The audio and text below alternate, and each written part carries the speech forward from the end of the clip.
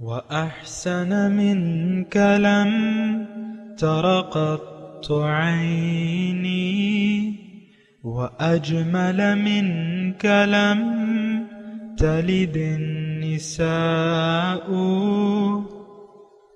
خلقت مبرأ من كل عيب خلقت مبرأ من كل عيب كأنك قد خلقت كما تشاء كتاب أنزلناه إليك مبارك ليدبروا آياته وليتذكر أولو الألباب۔ یہ کتاب برکت والی ہے جسے ہم نے آپ کی طرف نازل فرمایا ہے تاکہ دانش مند لوگ اس کی آیتوں میں غور و فکر کریں اور نصیحت حاصل کریں۔ اللہم صلی علی سیدنا محمد وعلی آل سیدنا محمد بعدد کل ذرۃ مئۃ الف الف مرۃ۔ سامعین و ناظرین کرام، السلام علیکم ورحمۃ اللہ وبرکاتہ۔ سامعین کرام، سورہ طٰہٰ آیت نمبر 127 آج کا ایک ہی موضوع ہے، وہ یہ ہے کہ کیا اللہ تعالیٰ کے احکامات پر ہمارا یقین ہے؟ اس کے ساتھ ہی سامعین کرام آج کے سبق کا آغاز کرتے ہیں۔ سب سے پہلے گزشتہ سبق کا آموختہ ہوگا۔ وَمَنْ أَعْرَضَ عَنْ ذِكْرِي فَإِنَّ لَهُ مَعِيشَةً ضَنكًا وَنَحْشُرُهُ يَوْمَ الْقِيَامَةِ أَعْمَى۔ اور جس نے میرے ذکر یعنی میری یاد اور نصیحت سے روگردانی کی تو اس کے لیے دنیاوی معاش بھی تنگ کر دیا جائے گا اور ہم اسے قیامت کے دن بھی اندھا اٹھائیں گے۔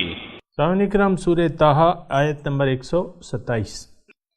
وَكَذَلِكَ نَجْزِي مَنْ أَسْرَفَ، اور اسی طرح ہم بدلہ دیتے ہیں جس نے اسراف کیا، وَلَمْ يُؤْمِن بِآيَاتِ رَبِّهِ، اور یقین نہ رکھا اپنے رب کی نشانیوں پر یا رب کے احکامات پر۔ وَلَعَذَابُ الْآخِرَةِ، عذاب آخرت جو ہے وہ زیادہ شدید اور دائمی ہے، وابقہ دائمی ہے۔ سامعین اکرام، گزشتہ سے پیوستہ ہے آج کا مضمون، اور مضمون شروع ہوا تھا کہ اہبطا منہا جمیعا بعدکم لبعد عدو فَإِمَّا يَأْتِيَنَّكُم مِّنِّي هُدًى فَمَن تَبِعَ هُدَايَ فَلَا يَضِلُّ وَلَا يَشْقَى وَمَنْ أَعْرَضَ عَنْ ذِكْرِي فَإِنَّ لَهُ مَعِيشَةً ضَنكًا وَنَحْشُرُهُ يَوْمَ الْقِيَامَةِ أَعْمَى۔ دنیا اور آخرت دونوں میں سامعین اکرام عذاب کا سامنا کرنا پڑتا ہے، یعنی حق سے اعراض کرنے والوں کو۔ یہ ذرا نوٹ کر لیں، قرآن کے ہی مضمون میں ہے یہ بات۔ اعرض عن ذکری، جس نے میری یاد سے منہ موڑ لیا۔ آج کا جو سبق ہے لم یؤمن بآیات ربہ، اپنے رب کے احکامات پر، آیات پر یقین نہ کیا۔ دیکھیں یہ ہم پڑھ بھی چکے ہیں اور اس کا تذکرہ ہو چکا ہے، لیکن آج کی آیت کے مناسبت سے میں یہ مضمون کہہ رہا ہوں کہ اللہ تعالیٰ فرما رہے ہیں کہ اسراف کا بدلہ کیا ہے۔ اسراف کا بدلہ یہی ہے، اسراف کہتے ہیں سامعین اکرام حد سے تجاوز کو۔ اور انسان کی حد کیا ہے سامعین اکرام؟ سب سے پہلے یہ جاننے کی ضرورت ہے کہ حد کیا ہے انسان کی۔ دیکھیں مخلوق کی حد کیا ہے؟ مخلوق کی حد اطاعت ہے، بندگی ہے۔ سمعنا و اطعنا، میں نے سنا اور میں نے اطاعت کی۔ تو مخلوق کی حد یہ ہے سامعین اکرام۔ اور اسراف جو ہے حد سے تجاوز، اور یہ حد سے تجاوز کے الفاظ قرآن میں دوسری میں حدود اللہ کے ضمن میں بھی آئے ہیں۔ تلک حدود اللہ ومن یتعد حدود اللہ فقد ظلم نفسہ، یہ اللہ تعالیٰ کی حدود ہیں، اور جس نے ان حدود سے تجاوز کیا، یتعدی تجاوز کیا، تو اس نے اپنے اوپر ظلم کیا۔ تو اصل میں بات یہ ہے سامعین کرام، بڑے دکھ سے یہ کہنا پڑتا ہے کہ میں اور آپ جس ماحول میں رہ رہے ہیں وہ ایک غافل معاشرہ ہے، وہ ایک سویا ہوا معاشرہ ہے، اور اپنی حقیقت سے غافل ہے، اپنی حقیقت سے غافل ہے، اپنے مقصد حیات سے غافل ہے، اور محض چند دکھلاوے کے اور زبانی اعمال کو، دکھلاوے کے قول کو اور دکھلاوے کے اعمال کو اس نے اصل دین سمجھ لیا۔ جیسے کہ آج یہ مجھے بات اتنی سمجھانی مشکل نہیں ہے، ہم دیکھیں کلمہ پڑھتے تو ہیں نا، میرے تقریباً اس وقت سامعین میں سارے مسلمان لوگ ہیں، جنہوں نے زبانی کلمہ پڑھا ہوا ہے، وہ یہ باور کرنے کے لیے، یعنی میں اور آپ جس ماحول میں رہ رہے ہیں، یہ لوگ زبانی کلمہ پڑھنے کے بعد مطمئن ہو جاتے ہیں کہ بھئی میں نے کلمہ پڑھا ہوا ہے، اب مزید اب دین کیا ہے، اس کلمے کی حقیقت کیا ہے، اس کو کوئی جاننے کی ضرورت محسوس نہیں کرتا۔ اصل جو چیز ہے نا سامعین اکرام، وہ تو بندگی ہے۔ یہ تو آپ کو معلوم ہے کہ تمام پیغمبران کرام جو ہے اللہ تعالیٰ کی توحید کی دعوت لے کے آئے ہیں، اور اللہ تعالیٰ کی سب سے پہلے جو دعوت ہے وہ بندگی رب ہے، رب کے سامنے سر جھکا دینا ہے۔ یہ قرآن کے الفاظ کے مطابق میں آپ سے بات کر رہا ہوں۔ اصل چیز جو ہے وہ رب کے حکم کی اطاعت ہے، اور اس کے حکم کے سامنے سر جھکا دینا ہے۔ انسان کی حد بھی یہی ہے، مخلوق کی حد بھی یہی ہے کہ وہ اپنے آقا خالق اور مالک کے حکم کے سامنے کسی کا حکم نہ مانے۔ اس کے مقابلے میں اختیار تو ہے اس کو، لیکن یہ ہے کہ اختیار وہاں شروع ہوتا ہے جہاں رب اس کو اجازت دے کہ تمہاری مرضی ہے۔ یعنی بعض معاملات میں اللہ تعالیٰ نے اس کو دے دیا ہے اختیار، لیکن وہ تابع ہے قوانین خدا بندی کے سامنے کرام۔ اصل دیکھیں، یہ مضمون میں بیان بھی کر چکا ہوں، اصل یہ ہے کہ طریقے زندگی، طرز حیات، یہ اصل دین ہے۔ اب وہ طرز حیات کیا ہے؟ وہ قرآن ہے، وہ حضور صلی اللہ علیہ وسلم کی سنت ہیں، یہ سب کچھ نشانیاں ہیں، یہ سب کچھ احکامات ہیں۔ دیکھیں اللہ تعالیٰ کے احکامات اور رسول کے احکامات، یعنی اللہ تعالیٰ نے جہاں بھی اپنی اطاعت کا تذکرہ کیا ہے پھر رسول کو اپنے ساتھ لگا دیا ہے۔ من یطع اللہ ورسولہ فقد رشد واہتدی، جس نے بھی اللہ کی اور اس کے رسول کی اطاعت کی وہ کامیاب ہو گیا اور ہدایت پا گیا۔ تو ایک بات نوٹ کر لیں سامعین اکرام کہ ہم نے کرنا کیا ہے۔ ظاہر ہے ہم آئے تو ہیں اللہ تعالیٰ کے لیے، دنیا ہماری منزل، ہمارا مقصود ہرگز نہیں ہے۔ یہ بات نوٹ کر لیں، موٹا موٹا لکھ لیں کہ دنیا میری منزل نہیں ہے، میری منزل ہے اللہ۔ کیا؟ اللہ۔ جب اللہ ہے منزل تو اللہ تعالیٰ تک پہنچا کیسے جائے گا؟ وہ من چاہی خواہشات آپ کی نہیں ہو سکتی، وہ اپنی مرضی سے گھڑا ہوا دین نہیں ہو سکتا۔ آج کل تو فرقوں میں ہمیں بانٹ دیا گیا ہے سامعین کرام۔ دین آسان ہے، دین میں کوئی اختلاف نہیں ہے سامعین کرام، لیکن ہمیں فرقوں میں بانٹ دیا گیا ہے۔ یہ یعنی اس پہ میں بات نہیں کرتا، لیکن میں یہ کہہ رہا ہوں کہ صرف اللہ اور اس کے رسول کی اطاعت، بس یہ جو ہے یہی طریقہ ہے کامیابی کا اور ہدایت کا۔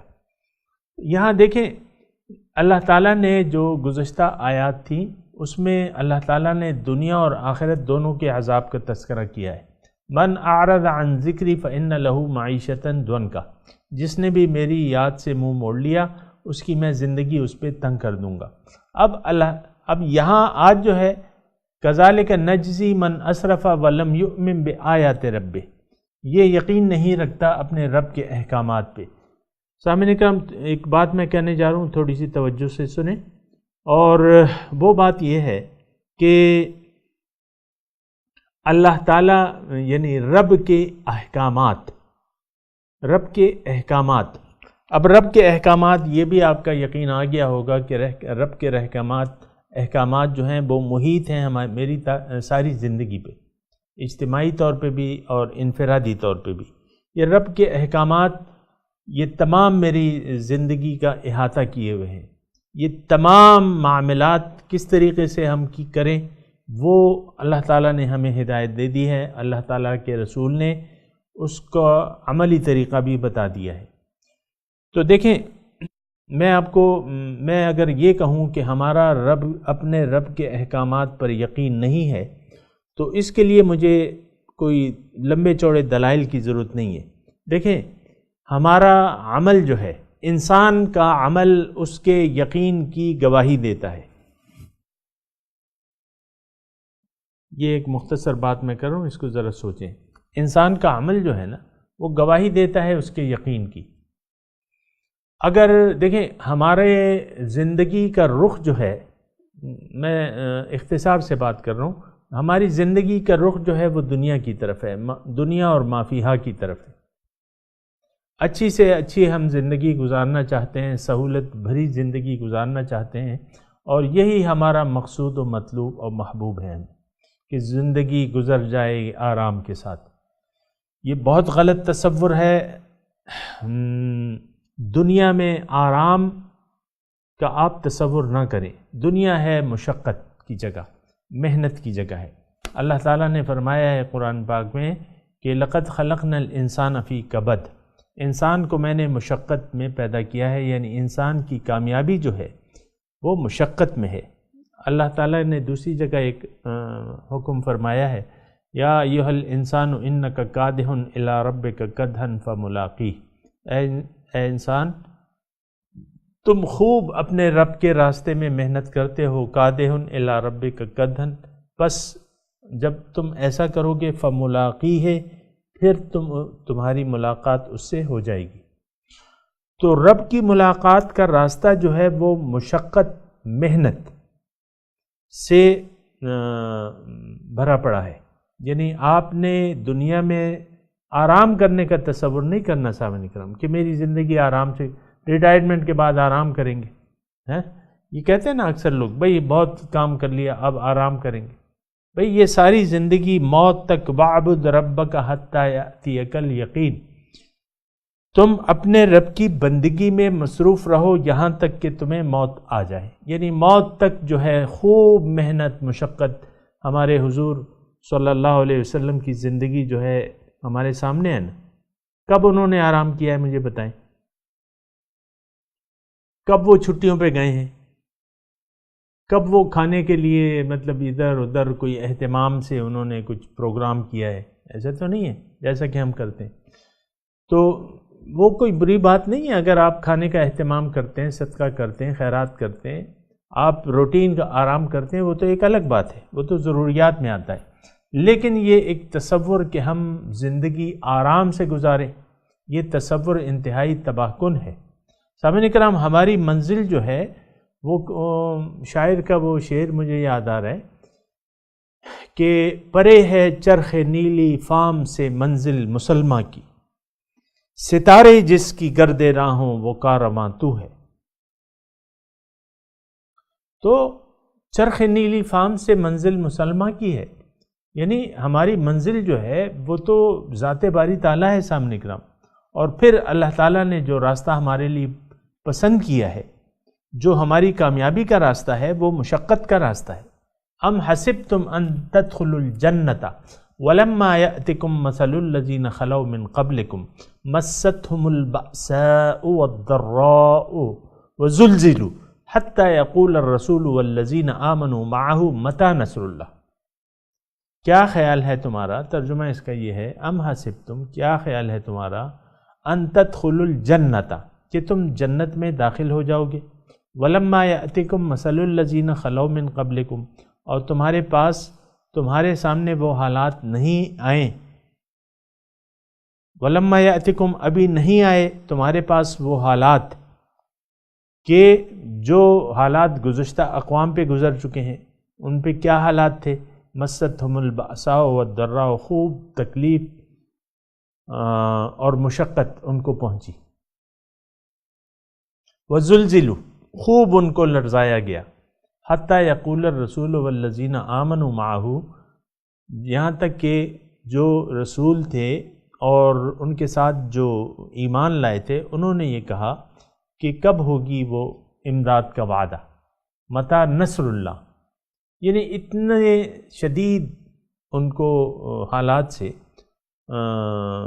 آزمایا گیا یا حالات ایسے لائے گئے تو انہوں نے کہا کہ وہ کب ہوگی، وہ وعدہ کب ہوگا۔ ان نصر اللہ قریب، الا ان نصر اللہ قریب، دیکھو اللہ تعالیٰ کی امداد جو ہے وہ قریب ہے۔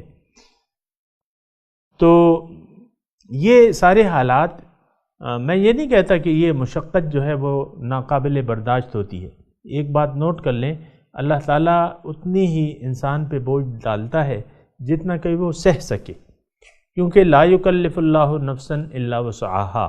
کبھی یعنی یہ جو میں باتیں کرتا ہوں نا آپ کو مشقت کی، محنت کی، اس میں کبھی ایسا نہیں ہوگا، یہ اللہ تعالیٰ کی پالیسی ہی نہیں ہے کہ انسان پہ اس کے بوجھ سے، اس کی استطاعت سے زیادہ بوجھ ڈالا جائے، نہیں، ایسا نہیں ہے، یہ قانون ہی نہیں ہے اللہ تعالیٰ کا۔ جو بھی مشقت اور تکلیف اللہ تعالیٰ آپ پہ لاتا ہے تو وہ اتنی ہی ہوتی ہے جتنا کہ آپ کی استطاعت ہے۔ اور ایک دعا بھی ہے سامنے کرام، اللہم وفقنا لما تحب و ترضی، اللہ تعالیٰ ہمیں توفیق دے جو جس پہ تو راضی ہوتا ہے اور تو اس کو پسند کرتا ہے۔ تو کبھی ایسا نہیں ہے سامنے کرام، دیکھیں یہ بات نوٹ کر لیں، بس میں اختصار سے بات کر رہا ہوں سامنے کرام۔ دیکھیں اللہ تعالیٰ جب کوئی حالات آپ پہ لاتا ہے تو پھر اس کو برداشت کرنے کا حوصلہ بھی آپ کو دیتا ہے اگر آپ کی نیت صحیح ہو۔ اللہ اکبر، اگر آپ کی نیت صحیح ہوتی ہے نا سیدھے راستے پر چلنے کی، پھر اللہ تعالیٰ آپ کو توفیق عنایت فرما دیتا ہے، یہ بات نوٹ کر لیں، زیادہ میں تفصیل میں نہیں جا رہا۔ تو یہاں تذکرہ ہو رہا ہے اسراف کا اور یقین نہ رکھنے کا اللہ تعالیٰ کے احکامات پہ۔ سامعین کرام، پھر وہی بات آ گئی ہے کہ میں آپ کو یہ بتاؤں کہ آپ اپنا احتساب خود کر سکتے ہیں۔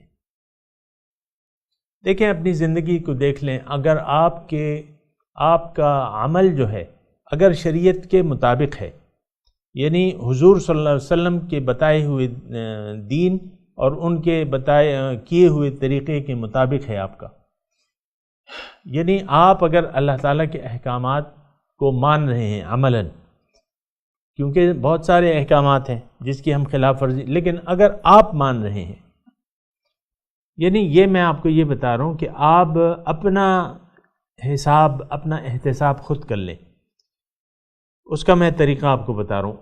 آپ کی زندگی جو ہے اگر وقف ہے اللہ تعالیٰ کے لیے، اللہ ہی آپ کی منزل ہے، وہی آپ کا مقصود ہے، معبود ہے، محبوب ہے، مطلوب ہے، تو اب ہونا یہ چاہیے کہ آپ کی ساری زندگی جو ہے اللہ تعالیٰ کے احکامات کے مطابق گزرے، گھر میں بھی، نجی زندگی یا اجتماعی زندگی، یہ سب اللہ تعالیٰ کے حکم کے عین مطابق ہو، عین مطابق۔ تو اگر ایسا ہے کہ آپ کی یعنی زندگی کا جو طریقہ کار ہے وہ عین شریعت کے مطابق ہے تو پھر تو کام ٹھیک ہے۔ پھر اس کا مطلب یہ ہے، اگر آپ کا عمل درست ہے، اس کا مطلب یہ ہے کہ آپ کا یقین بھی درست ہے۔ لیکن اگر آپ عمل نہیں کر پا رہے یا کر پا رہی اور یہ اسلام آپ کو بہت مشکل لگتا ہے، پردہ کرنا مشکل لگتا ہے، یا اخلاق اپنے قرآنی تعلیم کے مطابق کرنے مشکل لگتے ہیں، یا حضور صلی اللہ علیہ وسلم کی پیروی اگر آپ کو بہت مشکل لگتی ہے، آپ کہتی ہیں تو میں تو نہیں کر سکتی، مثال کے طور پہ یہ نہیں ہو سکتا مجھ سے، تو پھر اس کا مطلب یہ ہے کہ آپ کے یقین میں فرق ہے، آپ کا یقین نہیں ہے، رب کے احکامات پہ آپ کا یقین نہیں ہے۔ دیکھیں اسلام تو ہم یہ نہیں کہہ سکتے کہ یہ ناقابل عمل ہے، نعوذ معاذ اللہ، ایسا نہیں کہہ سکتے ہم، یہ تو اللہ تعالیٰ کا بنایا ہوا طریقہ کار ہے اور ہمارے لیے، ہم سے اس سے بہتر ہمیں کون جانتا ہے، یہ تو اس نے زندگی گزارنے کا طریقہ ہمیں بتایا ہے اور حضور صلی اللہ علیہ وسلم نے اس پہ عمل کر کے ہمیں بتایا ہے، تو یہ تو اللہ تعالیٰ کا بتایا ہوا طریقہ ہے۔ اگر آپ کو یہ مشکل لگتا ہے اور بہت مشکل لگتا ہے، اس کا مطلب یہ ہے کہ رب کے احکامات پر آپ کا یعنی یقین نہیں ہے، رب آپ کی منزل نہیں ہے۔ دوسری بات میں آپ کو یہ بھی کہہ دوں، رب آپ کی منزل نہیں ہے اور آپ کا یقین بھی نہیں ہے، نہ جنت پہ یقین ہے آپ کا، نہ دوزخ پہ ہے، نہ توحید پہ ہے، نہ رسالت پہ ہے۔ وَلَمْ يُؤْمِن بِآيَاتِ رَبِّهِ، پھر تو اگر ایسا ہے تو پھر آپ نے حد سے تجاوز کرنا ہی کرنا ہے، آپ سے شریعت کی پابندی نہیں ہو سکتی۔ اگر آپ کا یقین کامل نہیں ہے اپنی منزل پہ، اپنے اللہ پہ، رب آپ کا مقصود نہیں ہے، مطلوب نہیں ہے، محبوب نہیں ہے، تو پھر یہ ہے کہ سوچنے کی ضرورت ہے، اور پھر اس سے یہ ثابت ہوتا ہے کہ رب آپ کی منزل نہیں ہے، آپ کی منزل ظاہر دنیا ہے۔ سامعین کرام، تھوڑی سی زندگی ہے، اس میں اگر ہم سوچ و بچار کر لیں اور عقل سے کام لے لیں اور کسی رہنما کا، صحیح رہنما کا انتخاب کر کے اس کی رہنمائی میں زندگی بسر کریں، اللہ تعالیٰ جو کہ اللہ تعالیٰ اور اس کے رسول کا راستہ آپ کو صحیح طریقے سے بتائے، تو کام پھر ٹھیک ہو جائے گا۔ لیکن اگر ایسا نہ ہو تو پھر یہ ہے کہ اللہ تعالیٰ نے یہاں وعدہ کر لیا ہے کہ تمہاری زندگی تم پہ بہت تنگ گزرے گی، تم بہت ٹینشن میں ہوگی، پریشان ہوگی، دل تمہارا مطمئن نہیں ہوگا۔ فَإِنَّ لَهُ مَعِيشَةً ضَنْكَ، اللہ تعالیٰ نے قرآن کے یہ الفاظ، یہ اللہ کا وعدہ ہے۔ آپ دیکھ لیں، اگر آپ یہ ساری باتیں سمجھنی اتنی مشکل نہیں ہے، آپ دیکھ لیں اگر آپ کی پریشانیاں ہیں، اگر آپ پریشان ہیں، قلبی اور دائمی سکون اگر آپ کو میسر نہیں ہے، تو اس کا مطلب یہ ہے کہ آپ نے اللہ کی یاد سے منہ موڑ لیے۔ اعرض عن ذکری، یہ ہم پڑھ چکے ہیں۔ اچھا، یہ تو عذاب ہے دنیا کا۔ کذالک نجزی من اسرف ولم یؤمن بآیات ربہ ولعذاب الآخرۃ اشد وابقی، آخرت کا عذاب جو ہے وہ تو بہت زیادہ سخت ہے اور دائمی ہے۔ دیکھیں آخرت کیا ہے؟ آخرت اعمال کے نتیجے کی جگہ ہے، جزائے اعمال۔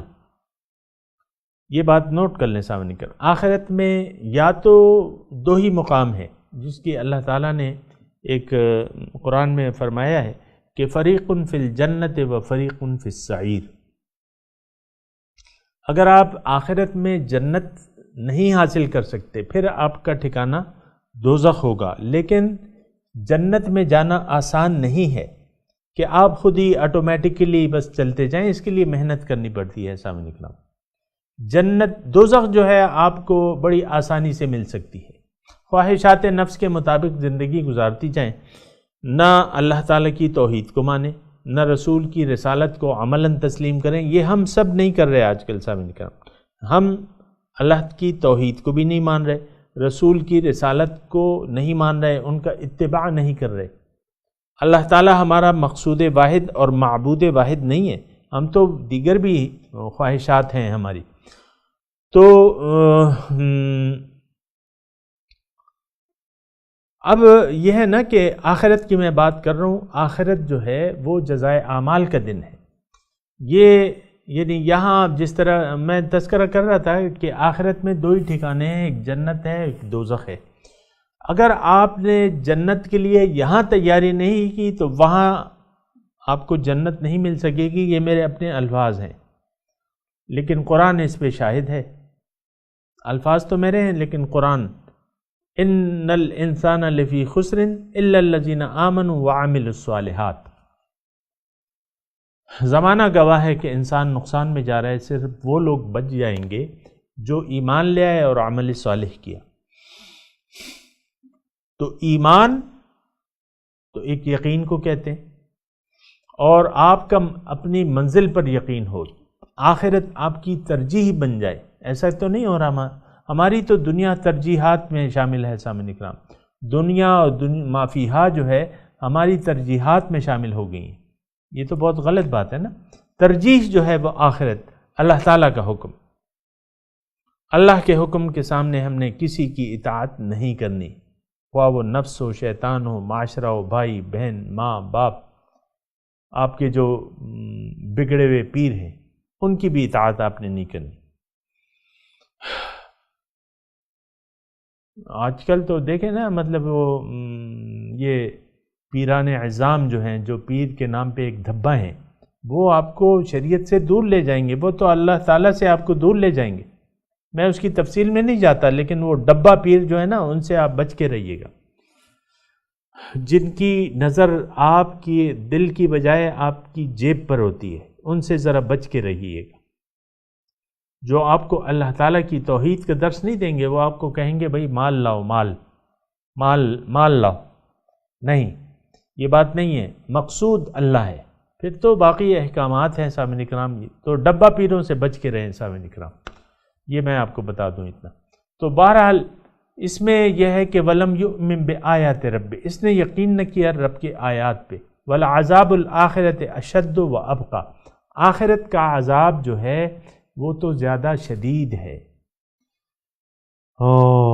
عذاب آخرت جو ہے وہ زیادہ شدید ہے، دنیا کا تو عذاب اس کے مقابلے میں تو کچھ بھی نہیں ہے۔ دیکھیں گزشتہ اقوام کو اللہ تعالیٰ نے ہلاک کر دیا، مثال کے طور پہ قوم نوح کو جو ہے وہ غرق کر دی گئی، عذاب آ گیا نا اللہ تعالیٰ کا۔ قوم ہود اور قوم سمود، یہ سب جو ہے قوم مدین، یہ سب جو ہے اللہ تعالیٰ نے ان پہ عذاب لایا۔ لیکن وہ عذاب جو ہے اگر آپ دیکھیں تو وہ کیا تھا، وہ چند لمحوں کی بات تھی۔ زلزلہ آیا اور ایک چیخ ہوئی، زلزلہ آیا، بستی الٹ دی گئی، مر گئے، بات ختم ہو گئی۔ یہاں تو موت ہے، یعنی فوراً مطلب موت آ جاتی ہے۔ تو یعنی یہاں عذاب جہاں آتا ہے، یعنی یہاں دو قسم کے عذاب ہیں، ایک ظاہری ہے، ایک باطنی ہے۔ باطنی عذاب کا سلسلہ تو اب تک جاری و ساری ہے سامعین کرام۔ یہاں بھی اللہ تعالیٰ نے باطنی عذاب کی ان آیات میں جو ہے سامعین کرام باطنی عذاب کی بات، فَإِنَّ لَهُ مَعِيشَةً ضَنْكَ، جس نے میری یاد سے منہ موڑ لیا اس کی زندگی میں اس پہ تنگ کر دوں گا، اور قیامت کے دن میں اسے نابینا اٹھاؤں گا۔ لیکن عذاب آخرت کا جو ہے اس کا تو ہم تصور نہیں کر سکتے سامعین کرام۔ آپ لگا لیں، مطلب یہ ہے کہ آگ تو ہے نا، بھڑکتی ہوئی آگ، سعیر، بھڑکتی ہوئی آگ،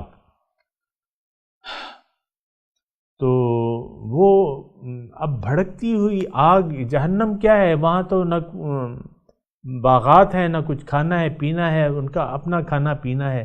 شجرۃ الزقوم جو ہے وہ کھانے کے لیے دیا جائے گا، ان شجرۃ الزقوم طعام الاسیم، شجرۃ الزقوم جو ہے وہ گناہگاروں کا کھانا ہوگا۔ پھر کھولتا ہوا پانی، تھوڑا سا میں آپ کو بتاتا ہوں، یہ کھولتا ہوا پانی، آپ چائے کے لیے پانی رکھتے ہیں ایک پاٹ میں، ایک برتن میں، وہ ابل جاتا ہے، اب وہ آدھا برتن جو ہے وہ ویسے ہی گرم ہو گیا ہے اور پانی کھول رہا ہے، کھولتا ہوا ثم ان علیہا لشوبا من حمیم، کھولتا ہوا پانی ان کو دیا جائے گا دوزخیوں کو۔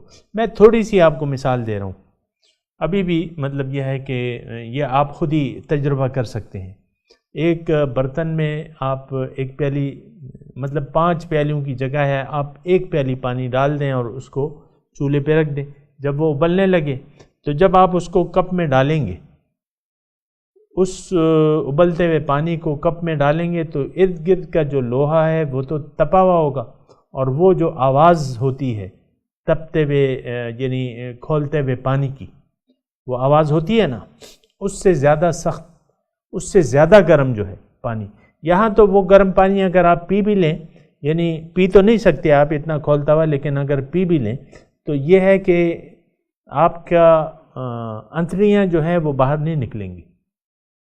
لیکن وہاں کے پانی جب وہ قریب لائیں گے نا کھولتا ہوا پانی، تو ایک ہونٹ جو ہے، اوپر والا ہونٹ ماتھے پہ چلا جائے گا لٹک کے، اور نیچے والا یہاں پیٹ تک آ جائے گا، پھر بھی پئیں گے وہ، پھر بھی پئیں گے تو فقط امعاءہم، یہ الفاظ ہے، ان کی انتڑیاں جو ہیں کاٹ ڈالی جائیں گی۔ بہرحال وعلی عذاب الآخرۃ اشد وابقی۔ سامعین کرام، میں تلاوت کرتا ہوں، آپ میرے ساتھ دہرائیے۔ اعوذ باللہ من الشیطان الرجیم، بسم اللہ الرحمن الرحیم، وَكَذَلِكَ نَجْزِي مَنْ أَسْرَفَ وَلَمْ يُؤْمِنْ بِآيَاتِ رَبِّهِ وَلَعَذَابُ الْآخِرَةِ أَشَدُّ وَأَبْقَى۔ ترجمہ سنا دیجئے۔ وَكَذَلِكَ نَجْزِي، اسی طرح ہم بدلہ دیتے ہیں، من اسرفا، جس نے حد سے تجاوز کیا، وَلَمْ يُؤْمِنْ بِآيَاتِ رَبِّهِ، اور اپنے رب کے احکامات پر یقین نہ رکھا، وَلَعَذَابُ الْآخِرَةِ أَشَدُّ وَأَبْقَى، اور آخرت کا عذاب تو زیادہ شدید ہے اور دائمی ہوگا۔ سامعین کرام، اب ان آیت کی تلاوت اور ترجمہ۔ وَكَذَلِكَ نَجْزِي مَنْ أَسْرَفَ وَلَمْ يُؤْمِنْ بِآيَاتِ رَبِّهِ وَلَعَذَابُ الْآخِرَةِ أَشَدُّ وَأَبْقَى۔ Thus we recompense him who transgresses and does not believe in the revelations of his Lord. The punishment of the hereafter is more severe and more lasting. سامعین کرام، اس کے ساتھ ہی آج کے درس کا وقت اختتام کو پہنچا۔ اگلے درس میں انشاءاللہ ملاقات ہوگی۔ وآخر دعوانا ان الحمد للہ رب العالمین، والسلام علیکم ورحمۃ اللہ وبرکاتہ۔